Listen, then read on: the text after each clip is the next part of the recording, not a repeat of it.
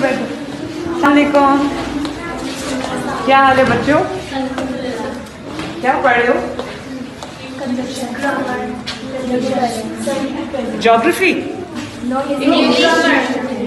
English geography. अच्छा, ये दोनों की इकट्ठी किताब है?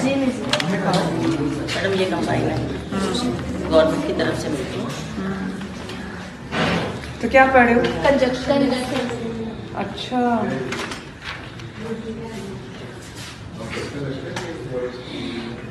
पढ़ो, बैठो बैठो, पढ़ो पढ़ो। आप चलो, आप पढ़ाई। हाँ जी बेटा, जल्दी से रिवाइज करें आप लोग।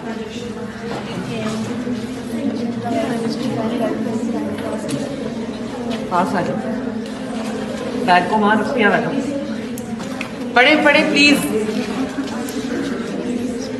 बच्चे रिवाइज कर रहे हैं। रिवाइज कर रहे हैं? जी।